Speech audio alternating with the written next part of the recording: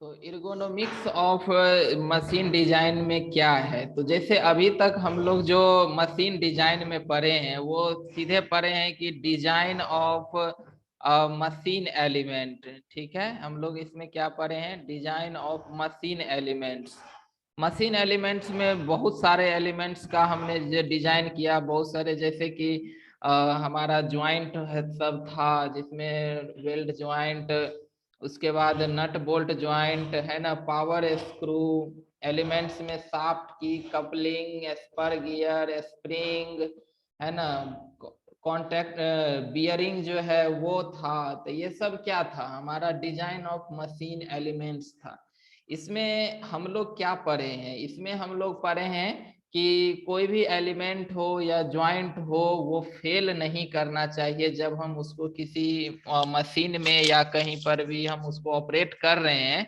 Basically जितने भी elements हैं सबके ऊपर कोई ना कोई एक पर्टिकुलर लोड लगता है। अब लोड में भी स्टैटिक भी हो सकता है, में भी फ्लक्चुएटिंग भी हो सकता है, या दोनों हो सकता है, कुछ स्टैटिक भी हो कुछ फ्लक्चुएटिंग भी हो। तो हमने स्टैटिक लोड के लिए अलग टाइप से हमने डिजाइन पढ़ा है, फ्लक्चुएटिंग लोड जब कोई एलिमेंट्स के लगता है तो हमने अलग डिजाइन किया है ना। ओवरऑल जो है, मतलब हम सीधा कंक्लूजन पे अगर बात करें तो जो भी डिजाइन हम लोग पढ़े हैं उसमें हम कंक्लूजन यही कहेंगे कि वो एलिमेंट्स जो है जिस पर्टिकुलर एप्लीकेशन के लिए हम उसकी डिजाइन किए हैं, और उस एप्लीकेशन में जो भी उसके ऊपर लोड इफेक्ट जो भी आता है वो उसको बियर करने में सक्षम हो, पूरी तरह से वो लोड को कैरी कर सके, बिना फेल किए हुए वो कैरी कर सके। तो यहाँ पर हमको पर्पस सिर्फ ये था कि हम एलिमेंट को हमें सेफ करना है अंडर द लोड। हम सेफ करते थे, चाहे उसमें वेरियस टाइप ऑफ स्ट्रेस देखते थे, वेरियस टाइप ऑफ उसमें स्ट्रेन, स्ट्रेस, डिफ्लेक्शन, ये सब हम देख करके और तब हम फाइनली उसको अंडर द लोड उसको सेफ कर देते थे। बस हम लोग कहते थे कि ये हमारा एलिमेंट का डिजाइन हो गया। लेकिन जब हम लोग एक मशीन के ऊपर जाते हैं, जैसे मशीन का हम लोग डिफिनीशन अगर पूछा जाए तो मशीन क्या है? तो machine is an assemble of various elements. Mechanical elements का ये एक पर्टिकुलर असेंबली है in which if we give an input energy then machine convert its into another type of output energy. यानी कि इसमें ढेर सारे एलिमेंट्स का असेंबल किया हुआ है, और जब इस पूरे असेंबल पार्ट में हम एक किसी इनपुट एनर्जी का सोर्स देते हैं तो ये हमें एक आउटपुट एनर्जी को में कन्वर्ट करके हमें देता है, यानी ये हमें एक वर्क प्रोवाइड करता है। तो वो एक मशीन है। तो अब है कि मशीन एक तरह का क्या है, मतलब वर्क तो करता है फिर भी ये एक नॉन लिविंग थिंग है ना। इसको ऑपरेट करने के लिए ये खुद से ऑपरेट नहीं होगा, बल्कि इसको ऑपरेट करने के लिए हमें मेन की जरूरत होती है ना। मेन और मशीन रिलेशनशिप ये हमें जानना जरूरी है। मतलब डिजाइन के बाद ये सब इसलिए हम लोग पढ़ते हैं ताकि इसको और हम इफेक्टिव बना सकें। तो मेन मशीन रिलेशनशिप है, जैसे आज जो भी मशीन है उसको कब चालू करना है, कब बंद करना है, कितना स्पीड में रखना है, कितना किस तरह का ऑपरेशन करना है, तो ये सब कहीं ना कहीं हमें एक ह्यूमन हैंड के द्वारा किया जाता है। ठीक है, आजकल अब मशीन भी बहुत सारा चीज ऑटोमेटिक होते जा रहा है बाय द एप्लीकेशंस ऑफ मतलब जो कंप्यूटर है, कंप्यूटर का एप्लीकेशन, इलेक्ट्रॉनिक्स डिवाइस का एप्लीकेशन, है ना। ये सब डिवाइस का मतलब हम लोग मशीन में, हमारा मशीन एलिमेंट्स के साथ साथ कुछ न्यूमेरिकल पार्ट के लिए कंप्यूटराइज भी जुड़ा हुआ रहता है, कुछ इलेक्ट्रॉनिक पार्ट जुड़ा हुआ रहता है ना, जो काफी हद तक बहुत सारे चीज को ये ऑटोमेटिक करने में हमें हेल्प करता है। लेकिन फिर भी हमें प्लानिंग, डिजाइनिंग ये सब कहीं ना कहीं मेन के द्वारा ही किया जाता है। ठीक है, तो अब मेन और मशीन का रिलेशनशिप मतलब हमेशा से है और रहेगा ही, क्योंकि मशीन अगर ऑपरेट होगा तो वहां मेन का जरूरत होगा ही और वो ऑपरेट करने के लिए। तो ergonomics ऑफ डिजाइन, इसका मतलब ये होता है कि how easy we can operate the machine. ठीक है, ऑपरेट द मशीन सिंपल चीज है कि मशीन को हम कितना इजीली हम ऑपरेट कर सकते हैं। अब मान लीजिए कि आप डिजाइनर हैं, एक डिजाइनर हैं आप, और आपने जो है तो जब कोई इंडस्ट्री में काम कर रहे हैं तो वहां पर आप वेरियस वेरियस एलिमेंट्स को डिजाइन करके दे रहे हैं, प्रोडक्शन भी हो रहा है और मशीन का असेंबली भी हो रहा है, फाइनली मशीन बन के तैयार भी हो रहा है। लेकिन ये मशीन को खरीद के कोई और ले जा रहा है मार्केट में। ठीक है, तो अब जब कोई व्यक्ति इस मशीन को खरीद के ले जा रहा है तो अब हम लोग वहां अब हर समय उसको जा करके, क्योंकि हमने डिजाइन किया है, हमने बनाया है, तो हमको सब चीज पता है कि भाई इसका कहाँ पिस्टन है, कहाँ सिलेंडर है, कहाँ ये भाल्व है, या किस टाइप का हम शाफ्ट लगाए हैं, किस टाइप का एक्सल लगाए, ये सब हमें पता है ना। लेकिन जो खरीद के ले जाने वाला व्यक्ति है उसको कुछ भी पता नहीं है। इसीलिए जनरली आजकल हम लोग कोई भी मशीन खरीदते हैं तो हम देखते हैं कि मशीन के साथ एक हमको बुक भी दिया हुआ रहता है। मशीन के जो कवर होता है पूरी तरह से, उसमें जब हम मार्केट से खरीदते हैं तो देखते हैं कि इसमें से एक बुक निकलता है। ये बुक बेसिकली और कुछ नहीं, ये मशीन का मैनुअल होता है कि मशीन कैसे चलाना है। तो ये बुक भी हम लोग मतलब जो इंजीनियर है या जो डिजाइनर है ना, जहाँ मशीन तैयार हो रहा है उसको पता है कि इसको कोई अननोन आदमी खरीद के ले जाएगा, क्योंकि ओपन मार्केट है, कोई भी खरीद के ले जा सकता है। तो अब उसको कैसे वो ऑपरेट करेगा, कैसे उसको चलाएगा, तो उसके लिए हम लोग उसके साथ एक मैनुअल बुक भी दे देते हैं कि चलो भाई ये अपना जाएगा, इस बुक को पलटाएगा और इसमें पढ़ेगा, और पढ़ेगा तो इसको डिफरेंट डिफरेंट स्टेप पता चलेगा कि भाई मशीन में क्या क्या है और कैसे ऑपरेट करना है, किस तरह का हमें प्रोडक्ट मिलेगा, वो मतलब जान लीजिए। अब मान लीजिए कोई कुछ व्यक्ति ऐसे भी होते हैं जिसको बुक भी पढ़ना नहीं आता है, जैसे वर्कर क्लास के लोग। काम तो मेन वर्कर ही करता है, ठीक है, मशीन के ऊपर भी वर्कर ही काम करता है। सुपरवाइजर तो है कि वो क्रिटिकल केस में देखता है या इंस्ट्रक्शन देता है, ये सब करता है, लेकिन मेन काम तो जो करता है वो पढ़ा लिखा भी नहीं होता है। तो अब अर्गोनोमिक्स तो हम लोग का सिर्फ डिजाइन करके हम दे दिए, यहीं पर हमारा काम खत्म नहीं हो जाता है। हमने डिजाइन किए, अर्गोनोमिक्स ऑफ डिजाइन या एस्थेटिक कंसीडरेशन ऑफ डिजाइन, ये दोनों जो है मतलब क्वालिटी से समझौता नहीं करता है। क्वालिटी मतलब क्या है कि अर्गोनोमिक्स के चल के लिए हम अपनी मशीन के पार्ट्स को क्वालिटी को खराब कर ले, वो ये नहीं कहता है। जो लोड है या जो पर्टिकुलर एप्लीकेशन है उसके लिए जो भी सेफ्टी चाहिए वो आपको इस्तेमाल करना ही है, और साथ में अर्गोनोमिक्स का भी इस्तेमाल करना है कि how easy we can operate the machine, हम लोग कितना इजीली मशीन को ऑपरेट कर सकते हैं।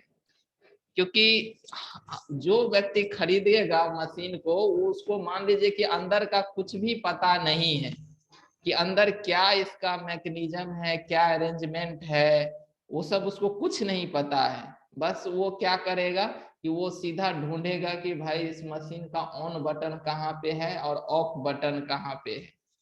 ठीक है, वो सिर्फ ये देखेगा कि ऑन बटन कहाँ है, ऑफ बटन कहाँ है। जब उसको स्टार्ट करना होगा वो क्या करेगा, सीधे आएगा ऑन बटन को क्लिक कर देगा, है ना, और फिर जब बंद करना होगा तो वो ऑफ बटन को क्लिक कर देगा। बाकी अब अंदर में क्या हो रहा है उसको, उससे कोई मतलब नहीं है। हाँ, एक ये है कि कभी उस मान लीजिए फ्यूल खत्म हुआ टैंक में, तो उसको भी हम लोग मतलब कुछ इस तरह से डिजाइन कर देते हैं कि उस जो व्यक्ति बाहर खड़ा है उसको ये पता चल जाए कि भाई अब इसमें फ्यूल भी खत्म होने वाला है, तो वो सीधे लाएगा, एक मतलब फ्यूल आकर के इसमें डाल देगा, फिर जो है वो अपना ऑन ऑफ करके मशीन को ऑपरेट कर रहा है। बस यही चीज है एर्गोनॉमिक्स, मतलब हम अंदर में बहुत सारा मैकेनिज्म किए, बहुत सारा दिमाग लगाए कि कैसे हम पिस्टन चलाएं, कैसे सिलेंडर चलाएं, कैसे हमारा मतलब प्रोडक्ट बनेगा, कहाँ ड्रिलिंग होगा, कहाँ मशीनिंग होगा, ये सब हमारा अंदर की बात है। कौन मोटर फिट किए हैं, क्या कौन सा शाफ्ट यूज किए हैं, कौन कपलिंग यूज किए, कौन की यूज किए, ये सब अब हमारी प्रॉब्लम है। लेकिन हम उसको यूजर के लिए हम इतना इजी बना दिए कि हम उसको सिर्फ एक ऑन ऑफ बटन दे दिए कि भाई तुम सिर्फ मशीन ले जाओ और तुम अपना सिर्फ एक ऑन, जब तुमको चालू करना होगा ऑन बटन क्लिक कर देना, तुम्हारा मशीन चालू हो जाएगा। अब कहाँ और एक तरफ जो है मतलब रॉ मटेरियल को देने वाला हम बना देते हैं कि भाई तुमको कुछ नहीं करना है, यहाँ पे लेके आना है और सीधा अपना रॉ मटेरियल को इसमें डाल देना है। वो रॉ मटेरियल अपना अंदर जाएगा। अब अंदर में जैसे हो, मान लीजिए जैसे थ्रेसर मशीन है, हम लोग गेहूं का पौधा लगा हुआ सीधे लाते हैं और इसमें सीधे डाल देते हैं। अब वो अंदर जा करके उसमें से कैसे गेहूं का दाना निकल रहा है, कैसे भूसा निकल रहा है, वो सब हमें नहीं पता। बस सीधे हम लोग यहाँ पर आउटपुट देखते हैं कि एक तरफ जो है हमको यहाँ से अनाज जो है निकलने वाला ओपनिंग है और दूसरी तरफ जो है भूसा निकलने वाला ओपनिंग है। भूसा निकलने वाला ओपनिंग अपना इधर कलेक्ट हो रहा है और अनाज मेरा यहाँ कलेक्ट हो रहा है। फिर जब हमको बंद करना हुआ, हम अपना मशीन को ऑफ बटन को क्लिक कर दिए, वो बंद हो गया। तो वही चीज है यहाँ पर। तो अर्गोनोमिक्स यही कहता है कि हम अपने मशीन को कितना इजी, मतलब हम कितना इजी असेंबली करें, कितना इजी उसका डिजाइन करें कि इसको कोई भी चला सके। जो एकदम पढ़ा लिखा हुआ व्यक्ति नहीं है फिर भी उसको हम बता दिए, मान लीजिए कि उसको ये भी बता दिए कि भाई देखो यहाँ पर ऑन लिखा हुआ है, यहाँ पर ऑफ लिखा हुआ है, तो तुम जब चालू करेगा ऑन दबाएगा, नहीं बंद करेगा तो ऑफ। अब मान लीजिए उसको ये भी पढ़ना नहीं आता है ऑन कौन है ऑफ कौन है, तो हम लोग क्या कर देते हैं, यहाँ बटन को कलरफुल कर देते हैं। एक को ग्रीन कलर से कलर बना देते हैं, ग्रीन कलर का बटन लगा देते हैं, एक जो है रेड कलर का बटन लगा देते हैं। अब कलर तो बिल्कुल सबको समझ में आएगा, तो अब कोई भी वर्कर है सीधे देखेगा हरा बटन दबा देगा, है ना, वो उस समय पढ़ने नहीं लगेगा कि ये ऑन बटन है या ऑफ बटन है। वो ग्रीन कलर देखेगा, दबा दिया, चालू हो गया। रेड कलर देखा तो वो दबा दिया, वो मतलब बंद हो गया। तो देखिए यहाँ पर हम कलर चेंज कर दी, कलर का कंसीडर कर दिए, तो ये भी एक इर्गोनोमिक्स हो गया कि इजी हो गया मतलब पहचानने में।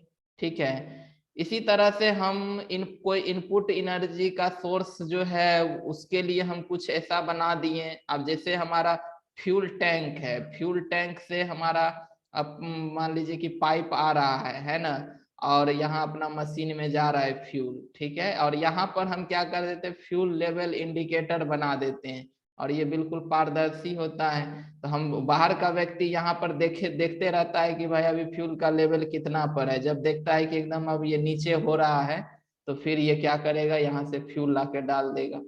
ये सब तो आजकल कुछ मैनुअल चीज हो गया, लेकिन आजकल हमारे पास जो है अब इलेक्ट्रॉनिक सिस्टम आ गया है।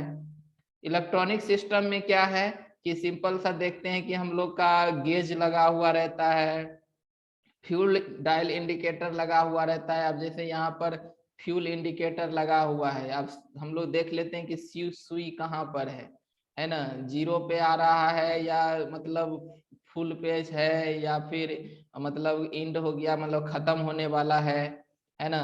तो सुई के हिसाब से हम देख लेते हैं कि अभी ये तेल है कि नहीं है। तो ये देखिए ये इर्गोनोमिक्स हो गया कि हमने एक इलेक्ट्रॉनिक डिवाइस लगा दिया, इससे इजीली पता चल जा रहा है। बार बार हमको टैंक खोल के देखने का जरूरत नहीं पड़ रहा है कि भाई इसमें है कि नहीं है। सिमिलरली स्पीडोमीटर लगा दिए, अब हमारा कोई बाइके है तो कितना ज्यादा स्पीड से जा रहा है ना। हम लोग को रोड जब देखते हैं, रोड पे चलते हैं तो रोड पे बहुत सारा जगह जो है मतलब यहाँ पर लिखा हुआ रहता है कि मतलब यहाँ पर बस 20 किलोमीटर पर आवर से जाना है, यहाँ पर 40 जाना है, ये हाईवे है, इधर रोड खराब है। तो देखिए यहाँ पर अब हमको स्पीड लिमिट कर दिया, अगर ये इंडिकेटर नहीं रहेगा तो हमको पता नहीं चलेगा कि अभी हमारा गाड़ी 20 के स्पीड में है या 50 के स्पीड में है ना। तो ये इंडिकेटर लगा दिया तो हमें हमेशा पता चलते रहता है कि किस तरह का मतलब अभी स्पीड है। है ना। सिंपली और भी इर्गोनॉमिक्स हो गया। अब जैसे व्हीकल्स है, व्हीकल्स में जैसे कोई एक ड्राइवर का सीट है, मेन तो ड्राइवर मान लीजिए 4 व्हीलर है व्हीकल। अब ड्राइवर का सीट ऐसा बना दिए कि वो फ्रीली जिधर चाहे उधर मूव कर सकता है अपने हिसाब से। अब कोई ड्राइवर का हाइट छोटा है, कोई बड़ा है, तो वो आगे पीछे स्लाइड करके अपने आप को एडजस्ट कर लेगा। उसके पैर के पास accelerator pedal, clutch pedal, brake pedal ये सब लगा देते हैं। हाथ में स्टीयरिंग रहता है। अब स्टीयरिंग रहता है तो उसी में हम लोग स्विच का भी बटन दे देते हैं, क्योंकि जब वो चलाते रहेगा तो ये नहीं कि अब उसको एक हाथ लेकर के कहीं स्विच कहीं और है तो वो वहां से स्टीयरिंग छोड़ के स्विच जाएगा दबाने, है ना। या फिर सीटी देना है तो वो अलग मतलब कहीं पे जाएगा। लाइट जलाना है गाड़ी का तो वो कहीं और जाकर के बटन टिपे। तो ये सब हम लोग इजी कर देते हैं कि हर व्हीकल्स में ये सब हम लोग ऐसा सेटअप करते हैं कि ये सब एक ड्राइवर के लिए इजी हो जाए। ठीक है, मेरे कहने का मतलब यही है कि आजकल जो है मतलब जो भी हमारा मशीनरी का जो मेन पार्ट है, सिलेंडर, पिस्टन, शाफ्ट, व्हील, ये सब तो हमारा मेन पार्ट है जो चलेगा। लेकिन वो मशीन को जो ऑपरेट करेगा, जो मेन है, उसको हम कितना इजीली हम मतलब उसको डिजाइन और असेंबल करके दें कि वो उसको इजी मतलब से ऑपरेट कर सके। तो उसके लिए हम उस मशीन की लेआउट ऐसा तैयार करते हैं कि भाई कहीं ना कहीं तो सिलेंडर पिस्टन रहेगा ही, कहीं ना कहीं उसका शाफ्ट रहेगा, एक्सल रहेगा, जो मेन चीज है ना। लेकिन हम उसकी लेआउट हम ऐसे करते हैं कि यूजर को हर चीज मतलब कंफर्ट लगे। अब गियरे बदलना है तो यहाँ पर लीवर है ना। अब लीवर में जैसे यहाँ पर वो हाथ पकड़ेगा तो हम लोग एक ऐसा मुट्ठी जैसा बना दिए, पकड़ने वाला हो गया ये, उसको पकड़ने में आसानी होगी, है ना। एकदम ड्राइवर सीट के ये बगल में लगा देते हैं ताकि ये जब चाहे तब इसको गियर चेंज कर सके, है ना। क्लच को इंगेज डिसएंगेज कर सके, जब चाहे ब्रेक लगा सके। तो वो सब मतलब हम ड्राइवर के आसपास ही देते हैं कि वो उसको वहीं से बैठे बैठे सब ऑपरेट कर सके। ठीक है, तो यही सब चीज जो है वो इर्गोनोमिक्स के अंदर में आता है ना। उसके बाद है कि जैसे लाइटिंग सुविधा। अब जब व्हीकल चलती है तो लाइटिंग भी बहुत बड़ा रोल प्ले करता है, खास करके रात के समय में, है ना। एक तो हमारा मेन फ्रंट लाइट होता है। अब फ्रंट लाइट सीधे वो रोड रोड को दिखाने के लिए होता है कि चलो रोड हमको दिख रहा है आगे, है ना। लेकिन इस लाइट का फंक्शन सिर्फ हमको रोड और रास्ता दिखाना मात्र नहीं होता है, बल्कि सामने से कोई गाड़ी आ रहा है, अगर वो बहुत तेज स्पीड में आ रहा है तो उसको हम कैसे बताएंगे कि भाई तुम अपना गाड़ी को स्लो करो, है ना, क्योंकि हम भी इधर से आ रहे हैं। तो उसके लिए भी मतलब इंडिकेटर होता है। हम लोग अप डाउन कर देने वाला लाइट होता है, अप डाउन कर देते हैं, सामने वाला ड्राइवर समझ जाता है कि भाई वो स्लो करने के लिए बोल रहा है, वो हम स्लो कर देते हैं। तो देखिए, हम उसको उसको जा करके नहीं कहे, नहीं हम उसको ना फोन किए ना उसको बगल में जाके बोले, बल्कि हमारा इंडिकेटर ही उसको क्या कर दिया, समझा दिया, है ना। सिमिलरली कोई व्हीकल हमारे पीछे है और हम भी स्पीड में है, वो भी व्हीकल पीछे से स्पीड में आ रहा है। अब हमको कहीं पर स्लो करने की जरूरत है, तो अब अगर हम लोग सीधा वैसे स्लो कर देंगे तो पीछे वाला व्हीकल हमको धक्का मारते हुए निकल जाएगा, है ना। तो इसके लिए देखिए बैक लाइट लगा हुआ रहता है। जैसे ही हम लोग स्लो करते हैं, आजकल अब इलेक्ट्रॉनिक सिस्टम के माध्यम से वो ऑटोमेटिक हाईलाइट हो जाता है ना। तो वो बैक लाइट जैसे ही हाईलाइट हो गया तो पीछे वाला व्हीकल को समझ में आ जाता है ड्राइवर को कि भाई ये स्लो कर रहा है, हम भी स्लो करें। तो कहने का मतलब ये है कि हम यहाँ पर तरह तरह से हम लोग अपना जो कंट्रोल है, अपने मशीन के ऊपर जो कंट्रोल है, वो हम कई प्रकार से उसको हम इजी बना रहे हैं। तो वो सब आपको इर्गोनोमिक्स ऑफ डिजाइन में आता है। ठीक है, मतलब मेन मशीन के एलिमेंट के पार्ट्स को छोड़ के हम उसको कैसे इफेक्टिव और सेफ बनाएं, ठीक है, कैसे हम इजी बनाए ऑपरेटर के लिए। तब ना आजकल देखिए, अब आप पूरा बाइक को खोल दीजिएगा तो आपको हर पार्ट्स दिखेगा। आप लोग मैकेनिकल है, मैकेनिकल जो लोग पढ़ा है तो उसको समझ में आएगा कि भाई ये कार्बोरेटर है, ये स्पार्क प्लग है, ये वो है वो है, तरह तरह के चीज हम लोग को दिमाग में भी आने लगता है। देखो ये स्पार्क प्लग है, ये ऐसे स्पार्क मारेगा, ये इनलेट वाल्व है, वो आउटलेट वाल्व है, ऐसे ऐसे ये खुलेगा, ये कैमशाफ्ट है। हम लोग का दिमाग में आने लगता है क्योंकि हम लोग पढ़े हुए हैं। लेकिन जो एकदम मूर्ख आदमी है वो भी हम उसको भी हम देखते हैं कि बाइक जो है वो बहुत अच्छी तरह से चलाता है ना, जबकि उसको कुछ भी पता नहीं है कि क्लच क्या होता है, गियर क्या होता है, उसको कुछ भी मालूम नहीं है। लेकिन फिर भी वो बाइक को जब हम चलाने के लिए दे देते हैं तो रोड में वो बहुत अच्छी तरह से चला लेता है। क्यों? तो ये हम लोग का जो जो भी कंपनी है, वो कंपनी उसको ऐसा डिजाइन ही बना के दिया और इतना इजी कर दिया उसको ऑपरेट करने के लिए, जो सिंपल किसी को भी हम क्लच ब्रेक गियर का मैकेनिज्म केवल थोड़ा समझा दे कि कब क्लच लेना है, कब ब्रेक लेना है और कब गियर चेंज करना है, बस उतना उसको समझ में आ गया, वो आराम से राइडिंग कर लेता है। ठीक है, तो यही सब चीज जो मतलब कि ऑल दोज प्रोसेस, जो भी प्रोसेस हम मेन और मशीन का जो रिलेशनशिप है, जो भी चीज हम इजी बनाने के लिए, ऑपरेशन को इजी बनाने के लिए जो भी चीज हम इस्तेमाल करते हैं, वो सब आपका एर्गोनॉमिक्स ऑफ डिजाइन हो जाता है।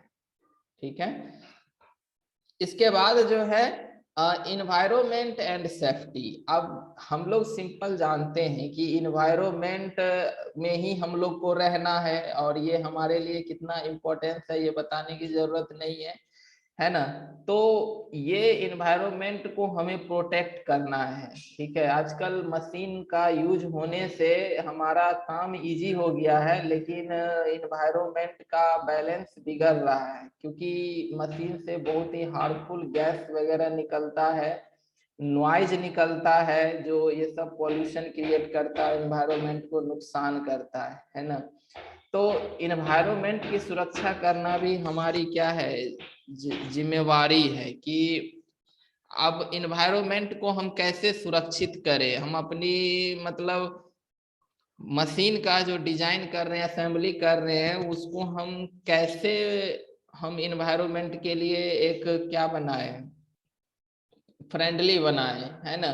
अब जैसे मान लीजिए कि कोई जैसे ऐसे इंजन में हम लोग पढ़े हैं कि मशीन से निकलता है क्या, एग्जॉस्ट गैस।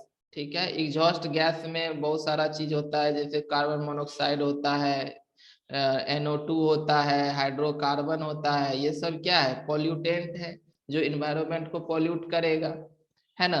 तो अब हम क्या चाहेंगे कि हम चाहेंगे कि ये सब का इमिशन ना हो, मतलब चाहेंगे तो ना हो, लेकिन वो भी पॉसिबल नहीं है क्योंकि अगर ये चाहते नहीं हो तो मशीन नहीं चलाएंगे, मशीन नहीं चलाएंगे तो फिर काम भी नहीं होगा। तो काम भी करना है और इन्वायरमेंट को भी बचाना है, तो हम इसके लिए कोई ना कोई एक प्रोटेक्टिव एलिमेंट यूज करें। अब जैसे एग्जॉस्ट सिस्टम में हम लोग लगा देते हैं कैटालिटिक कन्वर्टर।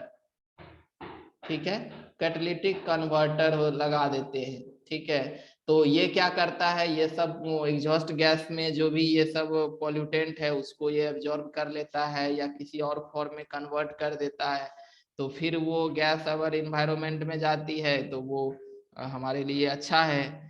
उसके बाद फिर हम लोग देखते हैं गवर्नमेंट भी टाइम टू टाइम जो है पुराना इंजन पर बैन लगाती है, क्योंकि जब हमारा इंजन पुराना हो जाता है तो वो काफी ज्यादा हार्मफुल गैस को रिलीज करने लगता है। तो इसलिए गवर्नमेंट भी उसको बैन करती है कि भाई 15 साल से ज्यादा पुराना गाड़ी को आप नहीं चला सकते हैं, है ना। इसीलिए हम लोग को पॉल्यूशन सर्टिफिकेट भी हर हमेशा जो है तो दिखाना पड़ता है कि हमारे व्हीकल का भी पॉल्यूशन लेवल क्या है। ठीक है, तो ये सब हम लोग को अप टू डेट इसलिए रहना चाहिए, लेकिन आजकल लोगों की मानसिकता क्या है कि कैसे हम बच जाए, है ना। गवर्नमेंट के जो भी पुलिस है उससे हम कैसे भी बच गए, अपना यूज कर रहे हैं, लेकिन वो हमारे इन्वायरमेंट को क्या कर रहा है, मतलब पॉल्यूट कर रहा है वो। मतलब हम बच गए वो अलग चीज है, लेकिन हमारा इन्वायरमेंट खराब हो रहा है। तो उसका जिम्मेवार भी हम ही लोग हैं। तो ये मतलब हमारा एर्गोनॉमिक्स में ये भी चीज है कि हम इन्वायरमेंट एंड सेफ्टी, ठीक है, पहला चीज इन्वायरमेंट को भी ध्यान में रखें कि हम प्रयास करें कि ऐसा ऐसा चीज हम डिजाइन करें, ऐसा ऐसा चीज ही हम बनाएं जो ज्यादा इन्वायरमेंट के लिए को नुकसान न कर सके, है ना। ऐसा ना हो कि हम ऐसे मशीन या ऐसे पार्ट्स को बना दे जो इन्वायरमेंट को ही क्षति पहुंचाए, तो वो नहीं होना चाहिए, इसको भी हमें ध्यान में रखना पड़ता है, ठीक है। दूसरा चीज सेफ्टी, सेफ्टी भी आजकल हमारे लिए हर जगह जरूरी है। मशीन हम यूज करते हैं तो बहुत सारे मूविंग पार्ट होता है, उस मूविंग पार्ट से एक्सीडेंट भी होती है, बहुत सारा व्हीकल रोड पे चलता है एक्सीडेंट करता है। इंडस्ट्री में मशीन चलती है, वहां लेबर अगर केयरलेस होके काम कर रहा है तो एक्सीडेंट कर जाता है, ठीक है। तो सेफ्टी पर्पस जो है ये हमारे लिए हर इंडस्ट्री का या हर व्हीकल्स का, रोड ट्रांसपोर्टेशन का, सबके लिए हमारे लिए सेफ्टी रूल बना हुआ है, हम सेफ्टी रूल को पालन करें। लेकिन एज ए डिजाइनर हम लोग मशीन को जब हम तैयार करें तो हम मैक्सिमम सेफ्टी प्रिकॉशन देने की कोशिश करें, ताकि वहां पर जो, क्योंकि जो वर्कर है उसको उतना दिमाग नहीं है, उतना समझ नहीं है, वो जैसे तैसे काम करेगा ही करेगा, तो उस केस में भी एक्सीडेंट को रिड्यूस हो नहीं हो उसके लिए हम हर एक उपाय पहले से ही करके देंगे। जैसे कि हमारे पास मशीन में जितना भी मूविंग पार्ट है उस मूविंग पार्ट को हम लोग एक कवर में ढक के देंगे, ठीक है। कहीं पर इलेक्ट्रिसिटी ये है, बिजली उजली का चीज है, वायर सब है, वायरिंग है, तो उसको प्रॉपर इंसुलेशन भी देंगे, है ना। उसी तरह से हम लोग मतलब जहां तक जो भी सेफ्टी हमसे हो सकता है हम मशीन को पूरा सेफ बना के देंगे, कि मशीन का मान लीजिए इन दैट केस कभी कभी मशीन का नुकसान हो जाए तो हो जाए, लेकिन हमारा किसी और चीज का क्षति न हो, जितना कम से कम क्षति हो। तो इस चीजों को भी हमें डिजाइन करते वक्त ध्यान में रखना पड़ता है, इन्वायरमेंट और सेफ्टी को भी।